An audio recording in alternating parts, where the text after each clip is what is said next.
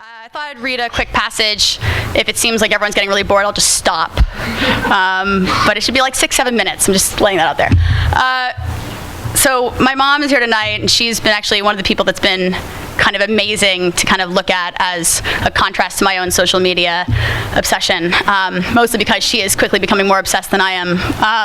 But this is kind of about her. Sorry, I didn't let you know. It's in the book, I mean, you know. All right. My mother joined Facebook in 2010. At first, I panicked. Several of my friends had felt stalked by their mothers, enough to block them from their profiles. And I feared my mom would monitor my every move and that it would affect our real-life relationship. I also feared my mom would do some walking down memory lane and react, negatively to some of the posts and pictures already on my wall. Like, no, Mom, I don't smoke, and yes, that's my only tattoo. Friends, shut up. Who even knows what kinds of horrible, embarrassing posts and unflattering late-night pictures from years ago were there waiting to be discovered by a bored lurker with too much time in her hands, clicking into the dregs of my Facebook profile. Thankfully, my mom hasn't been much of a stalker. She joined Facebook because all of her friends had it, and she was feeling kind of left out when they were talking about their status updates and tagging each other in pictures. But a few weeks after she signed up, she fell victim to one of those diet scam messages, which spammed all 45 of her friends with the message, "Wow, my legs look amazing. I can already feel the difference. Check out my new diet," along with the embedded virus link. Most of her friends actually clicked on it because my mom is in really good shape. She was mortified, but she liked Facebook too much to disable her account, so she asked me to help her with the ins and outs of the social network. Of course, I obliged. When we signed into her account, I noticed 10 or 15 pending friend requests from people I knew she'd met or recently spent time with, her friends. I started confirming the requests one by one when she stopped me abruptly, and she's like, "What are you doing? Stop." And I said, "No, this is confusing. Why? You know these people. I know you do." I mean, I hardly ever accepted someone out of the blue, but generally confirmed a friendship of a person, I had mutual friends with, or if we were part of the same network. My mom, however, was a little bit more discerning. As we went through her other friend requests, she routinely said, "I barely ever speak to her. Why would I accept her as one of my friends?" Or, "I haven't seen him in months. I wouldn't consider him a good friend. No way." And finally, there was, "I had dinner with her last week and it was so boring. Don't accept." My mother and I gauged friendship in massively different ways. Her comments kind of stuck with me the next time I signed on to my own Facebook account. At the time, I had 1,462 friends. 1,462. Now, if someone asked me how many real friends I had, I'd probably tell them I had 15 good ones. Except, of course, when I'm scrolling through Instagram and see all of my friends hang out without me the night before, and I suddenly feel positive that I have none. And I also thought, I had 40 acquaintances with whom I was pretty friendly. So when I stopped to think about it, 1,462 friends seemed kind of embarrassing. So I spent what ended up being 4 hours of a Saturday afternoon going through every name in my friend list, trying to decipher how many of them I truly considered friends. My guidelines were pretty simple. If I could picture their face when reading their name, I would count them as an acquaintance. If I had spoken to them in the recent past or texted, I would consider them a friend.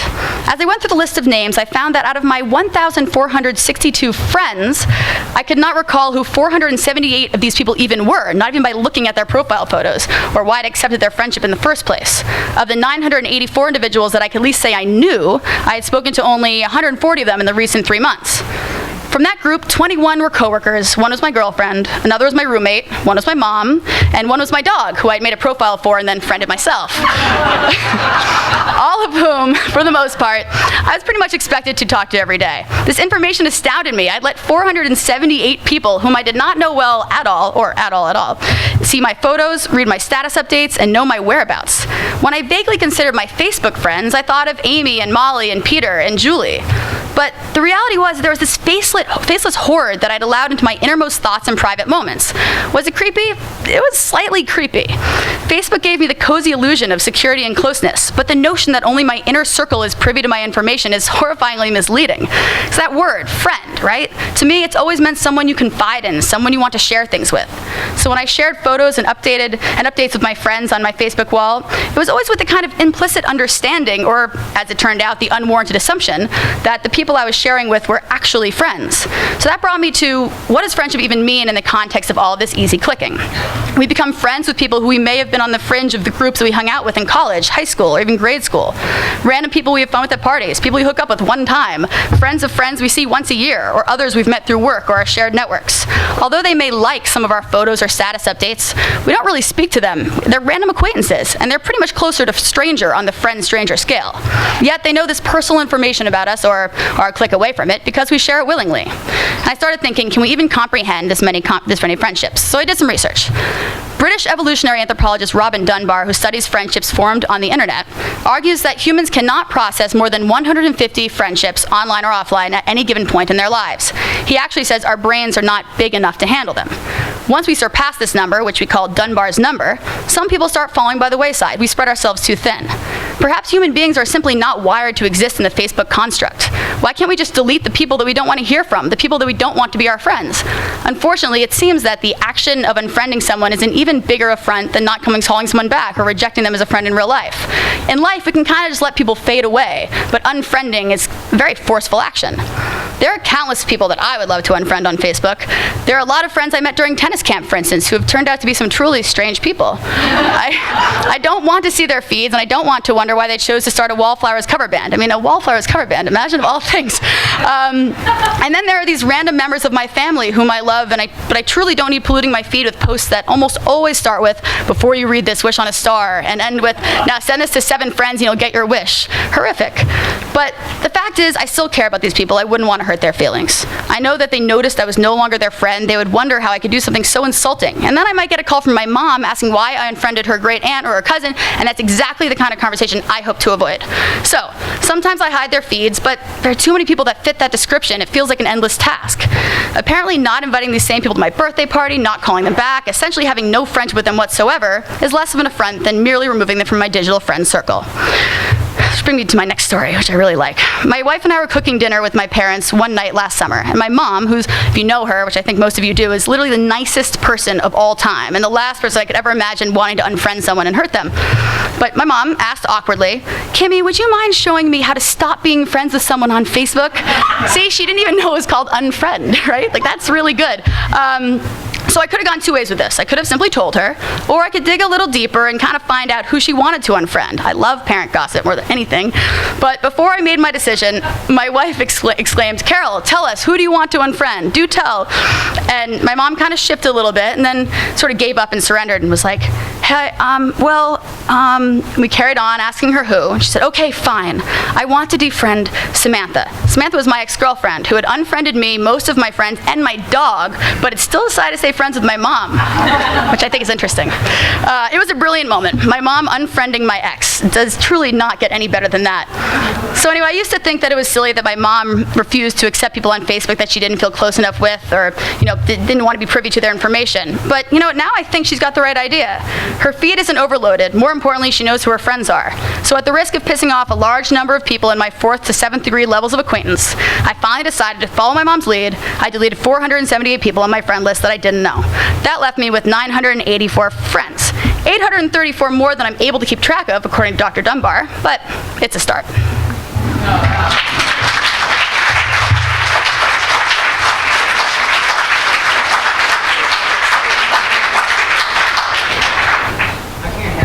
Even close to 150, okay? Just for the record. I know. I have to stop. What are you up to now? Have you added those? Have you added back a lot of those? I actually, as I was choosing this passage, I went to see how many Facebook friends I had, and I have like 1,900 now. So I think I screwed that up. Well, I screwed that up. Well, over the last 5 months, I've lost it again. So hi everybody. As I mentioned, we're going to take some questions from you guys in just a little bit. My name is John, and I just want to say quickly how Kim and I know each other. We go back, I think it's about 07. I think 07 or 08, yeah. I was actually, she's going to hate me saying this, but I was like a fan of hers before she even knew me. I watched her I knew her from Top Model, and then she was on MTVU, MTV's channel that played cooler music, or actually they played music, so there was that. So I love that, and she was great on there. And then when she came to MTV News, and I was just happy to have her as a colleague, and we became pals. So I was absolutely thrilled to be asked to do this. And when we started talking about how we would sort of get into this, we talked about our past and how we came together at MTV, and got to thinking about how that outlet in and of itself, the channel and specifically news, has changed in the, what is it? I mean, I've been away from there for 5 years. You've been away a little less than that.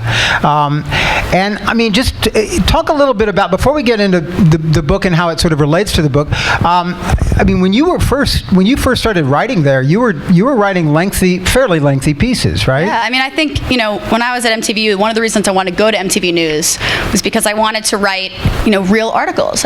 Which is not funny, but I really did want to do that. I wanted to cover the election. I kind of wanted to, follow in the tracks of so many people that I thought were covering some very hard news stories. And when I first got there, I did cover the election. There were some good posts, sure, I think. But, our recommended blog length in the beginning was sort of like 300 to 400 words. And then it went down to 100 to 200. And then by the end, it was kind of like, well, just take a picture and then like no more than 2 sentences. Yeah. And I mean, I think to me, I asked once why that was, because I like to write. And I was told that, the generation looking at MTV, and I think involved in a lot of, blog reading and a lot of the mediums that we kind of play in, they don't want to read more than that. Their attention spans, my attention span certainly can't handle it anymore, and we can talk a little bit about why that is and how that relates to my book. But I think a big part of what's happened to media in general, even what used to be relatively hard news sources, is a lot to do with social media. Yeah, well, not for nothing, but that year we met, '07, is also significant because it was a year after actually, but the year I think we all first began to really latch onto this little micro-blogging site called Twitter, which taught us all that we can communicate in 140 characters. So, exactly. So there you go. I mean, and why bother with more than that, after all? So you would say that your own attention span, your own ability to sort of process longer pieces now has decreased? Yeah, I mean, I think through a lot of the research I did, I kind of figured out why that was. I think as humans, we're actually really not meant to multitask, which is why your mom always told you not to do your homework watching television and why texting and driving is such an issue. I mean, we're not programmed to do that, even if a lot of us think that we are. And what happens is the overstimulus of what we're kind of experiencing on an everyday basis is so consuming that we're unable to actually experience genuine emotions about the things that we're reading, and thus are unable to connect to them and spend large amounts of time with them. So that's been I think that's like the main reason that we're unable to kind of read long articles, get through long essays. Writing this book was certainly hard because I wasn't paying attention most of the time, which you might be able to tell. But yeah, I mean, I think there's a lot to be said for the overstimulus that we're experiencing on an everyday basis. Well, absolutely, yeah, and it kind of relates to a passage that I told Kim is actually one of my favorites from the book, and it's a short one, but I just wanted to share with you guys. It speaks to this idea of the time that social media and all this technology that's at our fingertips just has really taken away from us. It says, "At first I concluded that my phone had been filling a void, but then I realized that was the whole problem. These devices never filled a void because there never had been a void. They just came in and pushed other real stuff out. Before smartphones and social media came into all our lives, nothing had been missing. There were books and thoughts and movies and people and places. Now, there was just checking your phone every 5 minutes.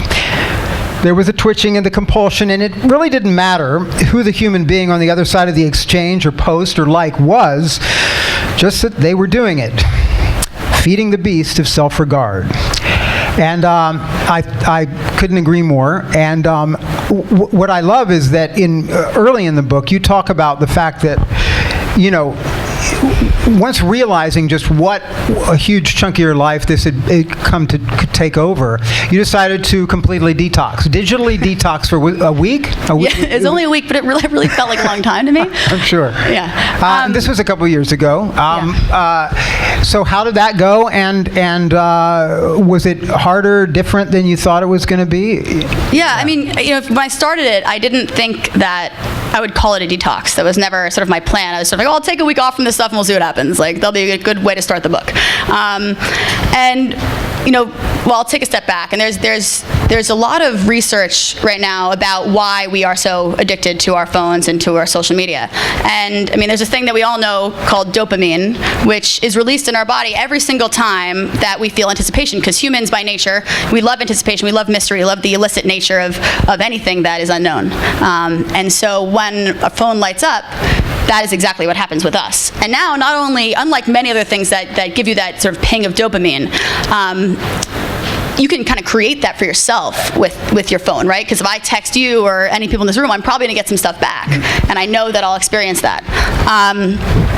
And so I think, that kind of spoke to the addiction for me, and that's why I lead into talking the detox with that sort of tidbit, because when I stopped using everything and I hid my phone, I gave it to my roommate, and I said, just don't let me have this no matter what, I actually started feeling, I think, what would be some of the real signs of withdrawal. I mean, I saw my phone next to me, I saw things lighting up, and I reached and it wasn't there. I was like twitching, I was like anxious, I was antsy. And I talked to a friend of mine who's quoted much in the book, Dr. Amy Wicker, in fact, and she told me that, a lot of what I was experiencing were symptomatic of a withdrawal.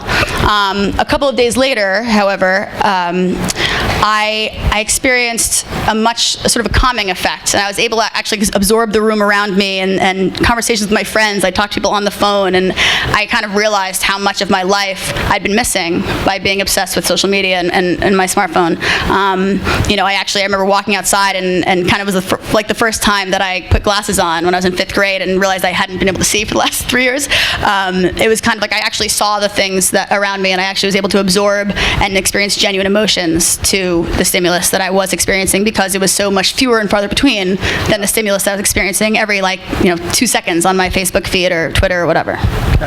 And did you when you went back to it, were you back? Did you go back even stronger? Well, I had all these hopes about how I would be after I did the detox and after writing this book, in fact, as well. And I have made some changes, and after the detox, I did think about things differently. But I think as soon as I had my phone, it was almost like I didn't stand a chance. Right. And as my friends would tell you now, I'm not exactly off of it.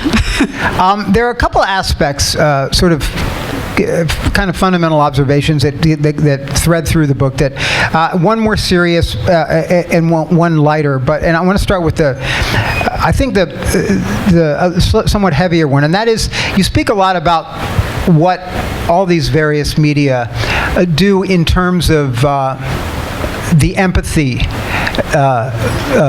factor, and in terms of just dealing with one another, and how I don't think it's a secret that what all of these do is distance us in our interactions with people and allow us to say things, do things that we would never do face to face. I think that we see this on a friend level, on a relationship level, we also see it honestly on the celebrity level. Kim has sort of moved on from the silly celebrity world, and I have yet to extricate myself from it. But but honestly, I can. There's story after story, obviously nowadays, where whether it's a music person, which is generally what I cover, or people in other areas of entertainment, get themselves into trouble, and 9 times out of 10 is because of something having to do with social media, and also 9 times out of 10 it's because they're saying something or doing something that they probably would give a second thought to if they were doing it one-on-one or in person. Yeah, I think your thoughts, or one's thoughts, fly onto the screen much quicker than they fly out of your mouth, mostly for the reason that you kind of, we talk about hiding behind the screen and cyberbullying, and I don't talk a lot about that in the book because it's just not the kind of book that it is, and I don't think I'm an authority on that, but I do think there's an impulsive nature to social media and to texting and to speaking to someone through a screen. If you and I are in a fight, I can't look into your eyes, I can't think about the concern on your face, I can't see the hurt that I'm imposing on you. if I'm, I can see it when I'm looking into your eyes. I can't see it when I'm looking into a screen. It's very easy to talk quickly. It's very easy to talk at someone. And I think, we are able to sort of hide behind that guise of typing rather than, the real life experience that creates the actual genuine emotion and empathy that we have for each other. And I think you're right. I think we do see that with celebrities all the time. I mean, the things that, I've already read some book reviews that are pretty mean. Yeah. There are a lot of, people can say things when they're not saying it to you. And that's that's part of the cowardice, I think, that I talk about in the book a little bit in terms of social media as well. Well, that's one of the things they say, isn't it? That as a result, there's so many things that I guess we're supposed to learn anew in the last 10, 15 years. And as someone that writes a lot, I'm still not at the point where I read comments on the things I've written. I can't do it because I know for however many nice ones there will be one that's just, and that's the one that'll stick with me, but that's part of the thing, right? I can't tell you how many people have said, well, you just have to have a thicker skin, and that's the idea. And it is about language. It's about how you put something hence emojis, right? They're supposed to. You love emojis. Yeah. Sorry about I kind of overuse them. No, that's cool. Should have just added it there. No, I do use them a fair amount, but too much, I guess. Do you want to go? It's okay. Yes, I'll just hold one up. Yeah. For how I'm feeling. The other thing I wanted to mention is that. Right as Kim was leaving MTV, and I think a little bit afterwards, a lot of her friends would get sort of these email blasts about the book she was working on and asking for stories and input and anecdotes. And my gosh, if you haven't read the book yet, and I'm hoping all of you will, some of the most entertaining bits are these stories about friends of hers who have done inadvertent things, whether it was a reply all or a text sent to the wrong person, or it's one after another. I don't know if you want to share any of those. There's one in particular that you yourself were guilty of, because we don't want to talk about friends. We want to dog on Friend Street, right? Ruin anyone in this room's night, just mine probably. Good. No. But so tell the story about how you had. It involved a Facebook status, right? That one. Yes. Yes, that's a good one. Luckily, neither person's here tonight, so and this might be the reason. So yes, of course, there are so many stories, and obviously, we all have experienced them. But there's one time about 5 years ago, I was dating someone. We were at dinner with two of their friends, and I was during a period when I was doing a lot of Facebook stalking of my ex, and a lot of just sort of looking to see what they were up to all the time. And I'd gotten so good at this cyber stalking that I was usually able to, kind of do it on my phone without looking at my phone. I was just pretend I was still in the dinner conversation, but really just not paying attention and thinking about what I was typing. And so I navigated my way to Facebook during this dinner under the table, and put the. It's just so bad. I couldn't even go to the bathroom to do this. No, I didn't. I'm not sure why. That would have been the move, I think. But so I was doing it, and I thought that I had reached the search box where I usually put in this person's name. Let's just call her. I guess all the characters in the book are named after 90210 characters. Let's call her Kelly Taylor. So I had meant to put the name Kelly Taylor in the search box. Unfortunately, I had missed a step, and I put it in the status box. So a few minutes later, my friend Amy, in fact, was calling me a lot, and I was like, that's annoying, whatever. And then sorry, Amy, wherever you are. And then she texted me, and she said, Kim, what are you doing on Facebook? And I was like, what? And then I panicked. And then I did go to the bathroom, and I looked, and for the last half an hour, my Facebook status had said, Kimmy Stolz is Kelly Taylor.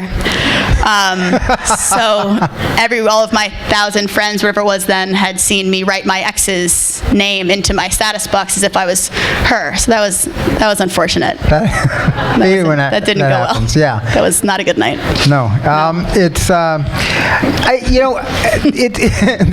glad you brought that up. Thank you. Well, no, there's a lot of good ones in there, and they're not all you. I think pretty much. Actually, a lot of them are me. I masked that they're not. Oh, is that right? No, mostly they're not, but some of them are. secrets. Well, let's talk about, because relationships are throughout the book, and you seem to have had a number of them. Thank you, John. This is going so well. Does anyone else want to do this? It was actually a relationship, or a breakup, I should say, that actually kind of inspired the book to begin with. Yes. So I think one of the things that's been most apparent in writing this book, and the stories I did hear from people, and the stories from my own life, is that while we can't blame social media for our mistakes, we can sort of talk about it, I think, as an avenue or a slippery slope to kind of surrendering us to our most dangerous impulses, if you will. And so, I was in a relationship, and I was, 36,000 feet in the air, flying to LA to film something for him. It's probably something Twilight related, because that's all I really did. And it's amazing. And so I had left my girlfriend at the time was staying at my house, and I had a roommate at the time as well. And the roommate had left her. Well, let me backtrack. A few days before, one of my exes had tweeted something, and I kind of thought it was a message to me, which it's unclear if it was. I think it was. And I had, in response, updated my Facebook status to be kind of a message back. And then she had Facebook chatted me, and then the next day IG chatted her. And then we started texting, and then we emailed. And I was not, sober during a lot of the exchange. You? No, that's nice. And unfortunately, I thought, I felt really badly about what happened. And it wasn't even anything terrible. It was kind of like an I miss you sort of conversation. And I forwarded it to my roommate to be like, oh, I'm such an idiot. Why did I do this? And my roommate had failed to take it off her computer. So my girlfriend at the time had opened my roommate's computer and seen her email up, and forwarded it to me on the plane. I had Wi-Fi, and it was just 2 words mainly, with the email below, mainly a goodbye.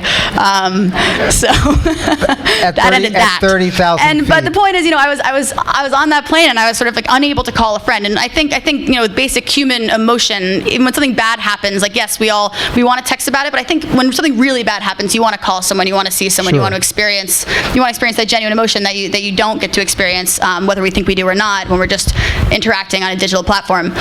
And I didn't have that option, right? I mean, I don't think that video chat was happening yet, and so I just started writing, because that was my only outlet, and I didn't want to just be chatting people about this, because I'd gotten me in trouble in the first place anyway. So I just started writing, and it turned into sort of not like a rant, but like a sort of emotional, anecdotal, couple paragraphs, or a couple pages. Maybe it was a long flight, maybe a couple thousand pages, I'm not sure. I was really upset. And I forwarded it to another friend, to say, this is, what do you think? She'd just been through a recent breakup, and I said, what do you think of this? And that's actually how it got to my agent, Steve, and then it came to Shannon. So that's obviously not at that point. I changed it a lot, made it better, but that was what precipitated the book. So let's talk about the extent to which, because you could read a lot of what's in here and say, well, is she saying that, the technology made me do it? All these tools, I would have been okay. This bad thing wouldn't have happened, and I wouldn't have messed this up, and I wouldn't have, had it not been for the ease of being able to do that. Are all these tools facilitators of who we are anyway, and is that what it's really doing? I think so. I mean, I think that, I think that relationship probably would not have worked out as it was. I do think our actual human emotions are involved, but I think we give in to impulse sometimes in a sort of categorically fabricated way. I don't think that we always mean to write every single thing that we do at all times of the day. And I think that social media provides such an easy avenue to sort of say these impulsive things that you don't count to 10 and think about. Or it just forces you to go about certain relationships a way that you shouldn't. It provides a way of sort of self-sabotage, I think, for a lot of people.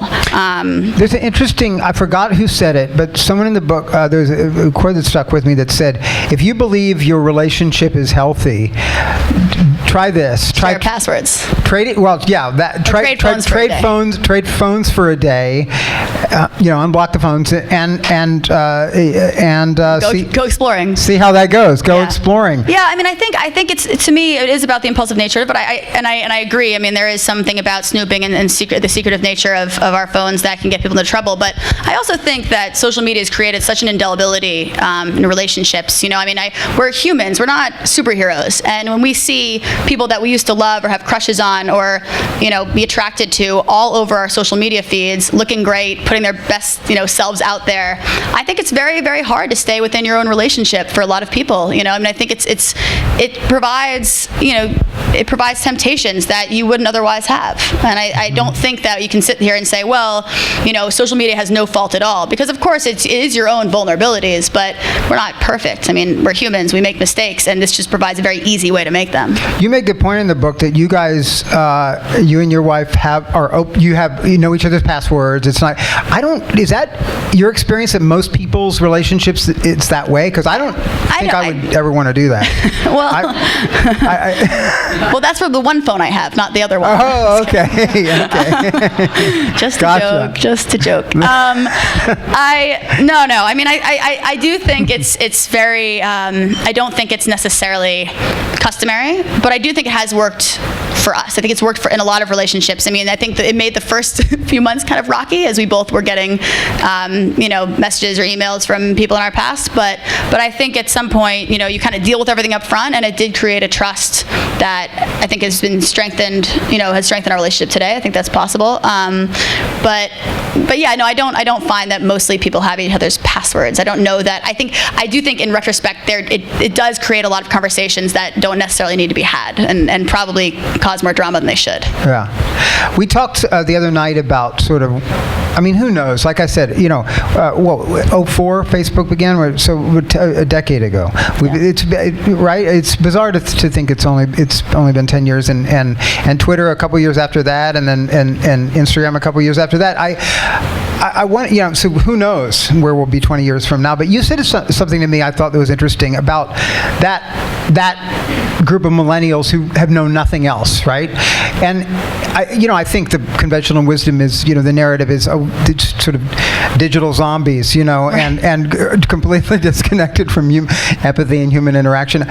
You don't feel that sort of, you don't have such a dim view of them, do you? I used to, actually. I used to sort of feel these digital natives, they don't know anything else, and they're the end of our society, like, that they're just walking around like robots. And actually, I went down and I gave a speech to a high school in Houston recently, and I spoke a lot to these kids, and I realized that I was just totally wrong. And one of the things that, then I interviewed many more, teenagers throughout the country, and I realized that my preconceived notions of them were just incorrect. I mean, they certainly don't know life without this stuff, but the amount of them that are experiencing the exact same emotions that we are, and the same frustrations, and saying, "Oh, I've got to get off Facebook," it's ruining my life, or people who are a lot of these, younger than millennial kids are actually having the exact same feelings that we are, exact same emotions, and are sort of struggling to understand, like, which of these should I quit? Which of them should I stay on? Like, how should I unfriend this person? What kind of gave me hope for humanity, because I think that regardless of, even when we're gone and only people who have only known a world with Facebook and Twitter and Snapchat are around, they're still going to be sort of thinking and being concerned about the same things that we are. I hope you're right. I do too. Cool. Thanks so much. And as I said, we got, 15 minutes, right? You have a few minutes for audience questions. If anybody would like to ask Kim a question about her book, I'll bring you a microphone. Yeah.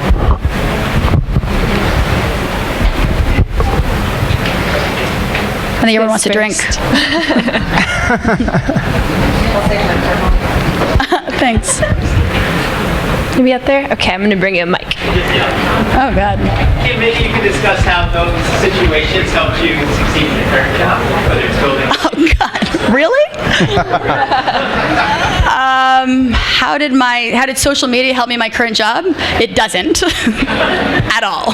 I'm actually, my boss is constantly asking me to please stop tweeting during the day. I'm actually starting to think he has like a notification on his phone whenever I do tweet to catch me. Is that true? I think it is. I think it's actually, it brings up a good point, because I think one of the ways that we've most detrimented our sort of ability to be successful and productive human beings is kind of through this, is through social media. I mean, we've become distracted.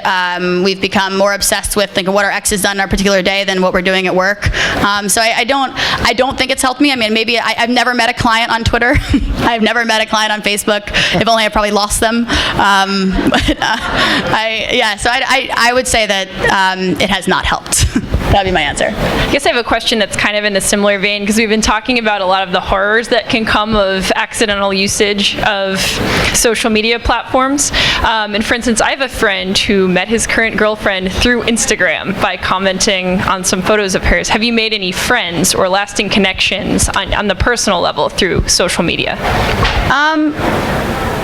No, I haven't. I think I've become closer to people that I wouldn't otherwise know. I think there are a lot of people in this room that I became closer to just from social media. But I mean, I do think that it was founded in a very, face-to-face, I don't think there's anyone in this room that I met just because of social media. We had a foundation first. Great. Cool. Any other questions out there this evening for Kim? Right. I know you mentioned detoxing. If you work in social media, how could you go about doing that? That's a good question. Well, I mean, I think a detox. I mean, whether you work in social media or any other job, your smartphone and social media is pretty important in terms of communication. Maybe not social media, but your smartphone. I mean, I definitely don't think I could be away from my email for a week or anything like that. But I do think, if you can.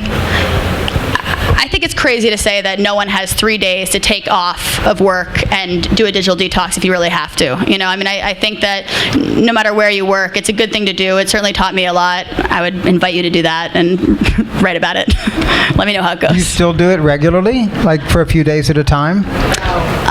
Hey, let me answer my questions. I think I have. I think when I'm out of my phone has no service, I do. I see. Yeah, exactly. But no, I mean, I do try to. I'm trying to get better at that, or at least maybe not 3 days at a time, but I'm trying to be better about like half a day at a time or something. Mm-hmm. Sure. That seems ridiculous, but it's really hard. Sounds great. I got to try it sometime. Yeah. Anybody else out there before we close out for the evening? All right, last one down here in the front. On a personal level, do you think social media is a net plus or a net minus? I think it depends on the person. I think the key is, I think I quote Ralph Waldo Emerson in my book at the end, and I say this is a great time if we but know what to do with it. And I think about that quote a lot when it comes to social media, because this is not something that we can reject and we can say goodbye to. I mean, we can't be, as I also talk about in the book, I have a lot of weird tangents in the book. We can't be the Luddites in the Industrial Revolution and try to burn down the machines that are going to obviously become a forefront of a revolution that's going to change the world forever. We can't. Social media is here to stay. The question is, can we use it without letting it kind of abuse us, right? And so I think for each person, you kind of have to find the ways that it's detrimented you, find the ways that it's added to your life, and you have to sort of let that serve as a guide as much as you can. Fantastic. We are running just close to the end of time for tonight, but thank you so much, Kim and John, for joining us. Thank you all for coming as well.